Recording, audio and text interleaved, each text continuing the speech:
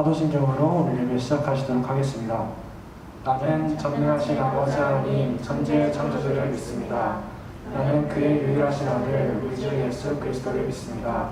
그는 성령으로 잉태되어 동정녀 마리아에게서 나시고 본디오 빌라도에게 고난을 받아 십자가에 못 박혀 죽으시고 장사된 지 사흘 만에 죽은 자 가운데서 다시 살아나셨으며 하늘에 오르시어 전능하신 아버지 하나님 편에 앉아 계시다가 거기로부터 살아있는 자와 죽은 자를 심판하러 오십니다. 나는 성령을 믿으며 거룩한 공교회와 성도의 교제와 죄를 용서받는 것과 몸의 부활과 영생을 믿습니다. 아멘. 그 앞에 나와 어둠을 벗어버린 주님의 사랑 나의 삶을 숨쉬게 하 생명의 주 찬양해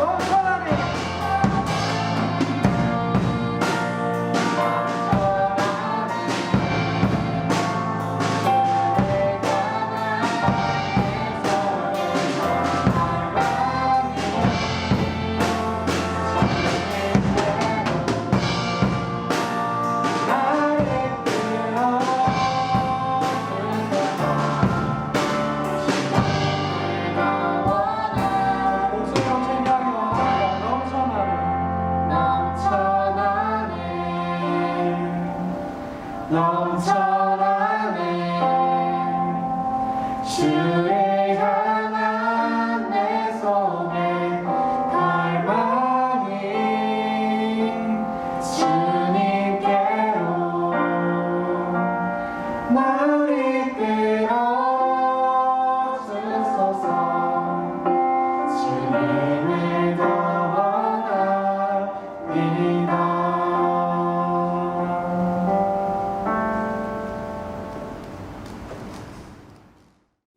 기도드리겠습니다. 하나님 아버지 감사합니다. 지금같이 코로나 바이러스로 인해 안전이 보장되지 않고 위험한 시기에 우리를 모두 안전하게 지켜줘서 감사합니다. 하나님 아버지, 저번 주부터 학교들이 백신 접종을 하기 시작했습니다. 우리 모두 큰 부장 없이 2차 접종까지 맞고 예배를 교회에서, 수업을 학교에서 할 수 있도록 해주세요. 하나님 아버지, 우리가 하루하루 살아가면서 짓는 죄들을 용서해 주시고 이 시간 목사님의 말씀을 마음과 정성을 다해 들으며 우리가 하나님을 더 알아가고 우리가 우리 자신을 더 되돌아볼 수 있게 해주세요. 존귀하신 예수 그리스도의 이름으로 감사히 기도드립니다. 아멘. 주기도문 읽겠습니다. 하늘에 계신 우리 아버지, 아버지의 이름을 거룩하게 하시며 아버지의 나라가 오게 하시며 아버지의 뜻이 하늘에서와 같이 땅에서도 이루어지게 하소서. 오늘 우리에게 일용할 양식을 주시고 우리가 우리에게 잘못한 사람을 용서하여 준 것 같이 우리 죄를 용서하여 주시고 우리를 시험에 빠지지 않게 하시고 악에서 구하소서. 나라와 권능과 영광이 영원히 아버지의 것입니다. 아멘. 오늘 함께 나누실 말씀은 데살로니가 후서 2장 13절에서 14절까지의 말씀입니다. 데살로니가 후서 2장 13절과 14절 말씀을 함께 읽도록 하시겠습니다. 주께서 사랑하시는 형제들아, 우리가 항상 너희에 관하여 마땅히 하나님께 감사할 것은 하나님이 처음부터 너희를 택하사 성령의 거룩하게 하심과 진리를 믿음으로 구원을 받게 하심이니 이를 위하여 우리의 복음으로 너희를 부르사 우리 주 예수 그리스도의 영광을 얻게 하려 하심이니라. 아멘. 여러분 안녕하세요. 벌써 11월이에요. 아이고, 5월 초에 시작되었던 코로나 이 4차 대유행이 위드 코로나로 이제 전환할 것을 이제 선언하기 시작했죠. 그래서 우리의 일상이 좀 많이 회복된 느낌이에요. 배달만 가능했던 어떤 뭐 커피숍이나 뭐 식당들 그런 곳이 이제 매장에서 먹는 것이 가능하게 되었죠. 학교도 이제 대면 수업을 준비하고 있는 것 같아요. 그래서 그것이 가능할 수 있는 환경을 만들기 위해서 또 지난주부터는 이제 고학년들 중심으로 해서 백신을 또 접종하기 시작했죠. 계속해서 이제 접종이 진행되는 것으로 알고 있는데, 자, 여러분들 중에서도 꽤 많은 학생들이 접종했다는 소식을 들었어요. 자, 모두들 이상 없죠? 예, 무소식이 희소식이라는 말이 있는데 어떠한 얘기도 들려오지 않는 것으로 보아서는 아직까진 뭐 괜찮은 것 같아요. 그런데 혹시라도 조금이라도 이상이 있다 그러면은 지체하지 않고 여러분들 선생님이나 담당 선생님이나 목사님에게 꼭 연락을 주시기 바래요. 그러면은 함께 기도하고 또 이것저것 도움을 줄 수 있는 것들, 도울 수 있는 것들 우리가 할 수 있을 테니까 꼭 연락 주시기 바랍니다. 뭐 어찌됐든 우리의 잃어버린 일상을 회복하기 위해 지금 많은 노력들이 진행되고 있으니까 여러분들 모두 조금만 더 힘내시길 바라고, 자, 그 가운데서도 여러분들 다니실 때마다 개인 방역 철저히 하는 거, 자, 잊지 마시기 바랍니다. 자, 그러면 이제 함께 말씀 나눠볼게요. 자, 매년 11월에는 교회에서 지키는 절기 중에 중요한 절기가 있는데, 자, 무엇이 있죠? 예, 바로 추수감사절 있죠. 그래서 뭐 블랙 프라이데이 뭐 그런 것들도 12월에 있는 것으로 알고 있는데, 교회나 이 교단마다 약간 차이가 있긴 하지만 우리나라에서는 11월 중에 지키고 있어요. 11월 뭐 첫째 주나 아니면 뭐 셋째 주, 뭐 마지막 주에 지키기도 하고 그러고 있는데, 특별히 우리 교회는 대부분의 한국 교회가 지키는 대로 셋째 주에 추수감사절로 하나님 앞에 감사 예배를 드리죠. 보통 그날은 유아 유치부부터 작년에 이르기까지 이제 11시 연남 예배로 드리는데, 이번에는 모두가 예상하다시피 그렇게 하기에는 좀 어려움이 있는 것 같아요. 그래서 준비하고 있는 프로젝트가 있는데 바로 중고등부와 청년부가 연합해서 줌 온라인 실시간으로 예배드리기로 했어요. 그래서 11월 셋째 주 오후 2시 언제라고요? 11월 셋째 주 오후 2시에 포미형에 있는 샬롬관에서 최소한의 인원만 모여서 예배를 중계할 거예요. 지금까지는 우리가 지금 어떻게 하고 있죠? 녹화 방송을 하고 있잖아요. 그래서 그날 하루는 마치 여러분들이 이제 온라인 수업하고 있는 것처럼 찬양도 하고 말씀도 나누고 또 기도도 하는 시간을 줌으로 그렇게 하게 될 거예요. 그래서 그날의 예배를 위해서 여러분들 함께 기도하면서 기대해 주시면 좋을 것 같아요. 그리고 이번 달에는 추수감사절도 있고 하니까 좀 한 해를 마무리하는 그런 마음으로, 그런 생각으로 감사에 초점을 두고 함께 말씀을 우리가 나누어 보도록 할 테니까, 여러분들이 가지고 있는 이 감사 제목에는 또 무엇이 있을까 좀 생각해 보면서 이 11월 한 달을 하나님 앞에 감사 올려드리는 그런 시간들이 되길 바랍니다. 자, 우리가 오늘 읽은 말씀은 사도 바울이 데살로니가라는 지역에 신앙생활하고 있는 그리스도인들에게 보내었던 두 번째 편지예요.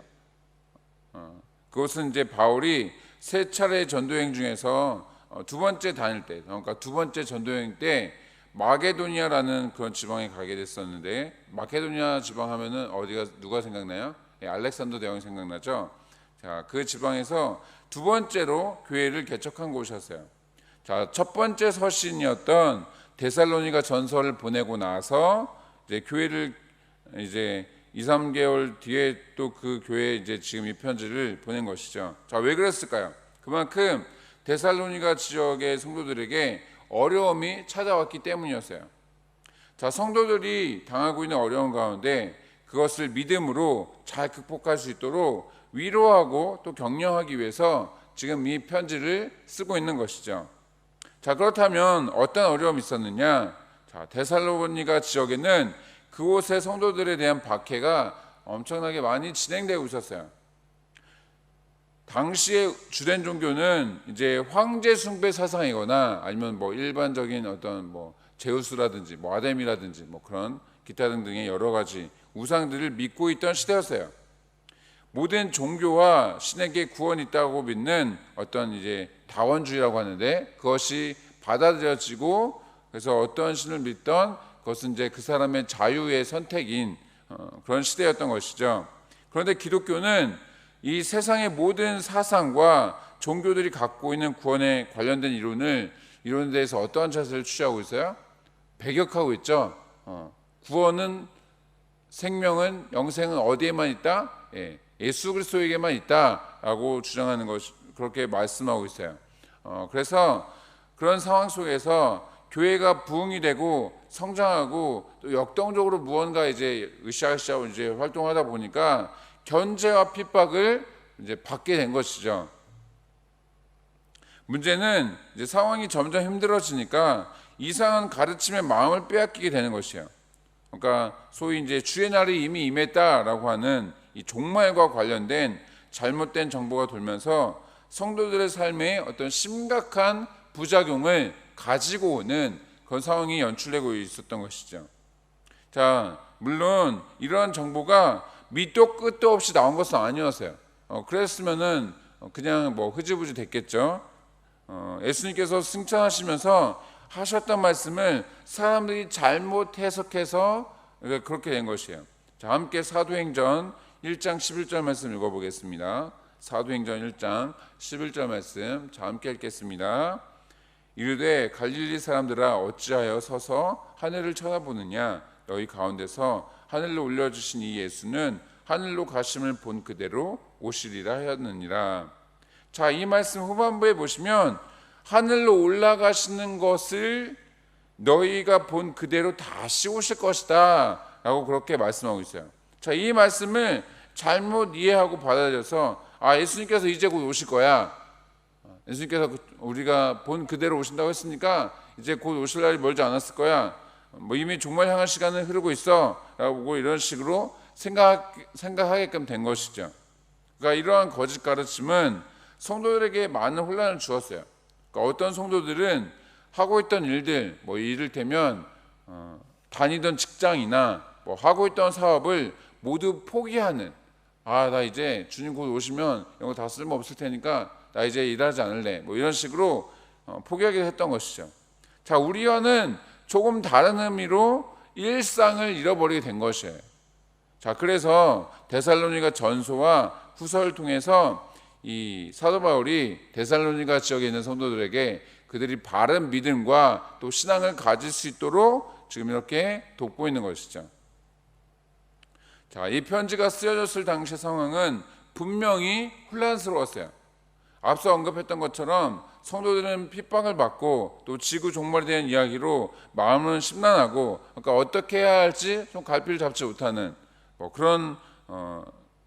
그런 어려움이 있었던 것이죠. 이러한 부분만 본다면 지금 우리가 겪고 있는 어떤 코로나 상황과 좀 비슷할 것 같기도 해요.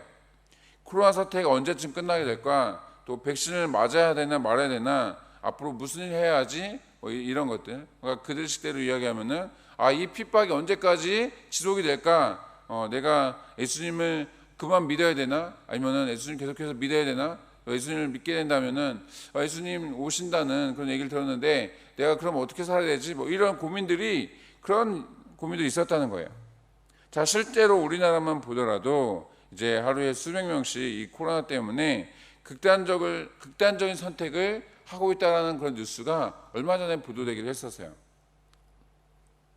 살아가는 것이 힘들고 정말 막막해서 이제 극단적인 선택을 하는 것인데, 자, 원인은 다르지만 그때도 역시 이 데살로니가 전서 후서가 쓰여졌을 당시에 정말 그만큼 힘들고 어렵다는 거예요. 자, 그럼에도 불구하고 사도 바울은 하나님 앞에 감사의 고백을 하도록 그렇게 권면하고 있는 것이죠. 자, 왜냐하면 하나님의 사랑을 받고 있기 때문이에요. 자, 본문 13절 말씀해 보시면 주께서 사랑하신 형제들아 라는 그런 말로 시작하고 있어요. 자, 이것은 주께서 이전부터 사랑하신 그 사랑 안에 계속 머물러 있어오는 그런 상태를 의미해요. 그러니까 전혀 사랑하지 않았던 그런 존재였는데 어느 날 갑자기 나 오늘부터 너 사랑할 거야 해서 사랑했다는 것이 아니에요. 그 이전부터 이미 쭉 사랑해 오고 있었다는 것이에요. 그러니까 예수 그리스도의 사랑을 끊임없이 받아왔었는데 그 이유는 그들의 어떠함 때문이 아니었어요. 바로 하나님께서 그들을 택하셨기 때문인 것이죠. 자, 구약시대만 하더라도 택함 받은 민족은 이스라엘 민족 하나뿐이었죠. 물론 하나님의 계획은 이스라엘을 이제 제사장 나라로 삼으셔서 그들을 통해서 온 세계 열방이 하나님을 섬기도록, 하나님을 예배하도록, 하나님 앞에 나아오도록 하는 것이었어요. 문제는 이스라엘이 하나님의 그 의도를 잘 알지 못했다는 거예요. 그래서 어떻게 되었나요? 하나님의 말씀을 잘 지키지도 않고, 그렇다고 해서 하나님의 뜻에 따라서 잘 살아가지도 못하고, 덕분에 그 결국에 하나님으로부터 징계를 받아야만 했던 것이죠. 그래서 북쪽은 아수르에 망하고 남쪽은 어느 나라? 바벨론에 의해서 정복당하게 된 것이에요. 그 이후로도 이스라엘은 바로 독립을 하게 되었던 것이 아니라 다른 나라의 지배를 계속 받아야만 했던 것이죠.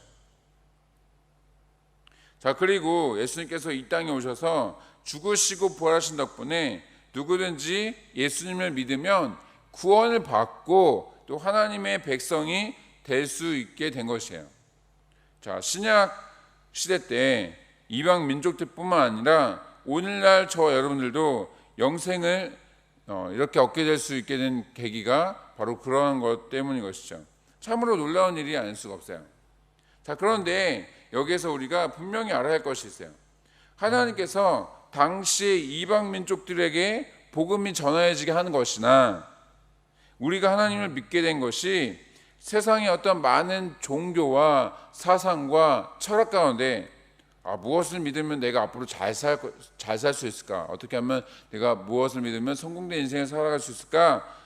기독교가 좋겠는데? 이런 식으로 우리가 기독교를, 예수님을 먼저 선택한 것이 아니라는 것이에요. 처음과 나중이신 하나님께서 이미 이 세상을 창조하시기 전부터 이 편지를 받게 되는 데살로니가 지역의 성도들 뿐만 아니라 저와 여러분들도 택하셨기 때문에 예수님을 믿고 구원받을 수 있게 된 거예요. 간혹 하나님의 일을 시키기 위해서 일꾼을 고용하듯이 택하신 것은 아닌가? 이대로 이렇게 사용되다가 이용 가치가 떨어지면 버림받는 것은 아닌가? 라는 생각을 가진 사람들도 있어요. 그것은 모두 잘못된 생각이에요. 하나님께서 우리를 택하신 이유는 어떤 일을 하기 위해서, 야, 너 뭐 여기 청소해, 너 누구에게 가서 복음 전해, 너는 뭐 찬양을 좀 해봐, 이런 식으로 어떤 일을 시키려고 하시는 것이 아니라 우리를 구원하시는 것에 목적이 있으시기 때문인 것이죠. 감사하면서도 놀라운 것은 우리를 거룩하게 하시고 예수 그리스도의 영광을 누리게까지 하신다는 거예요.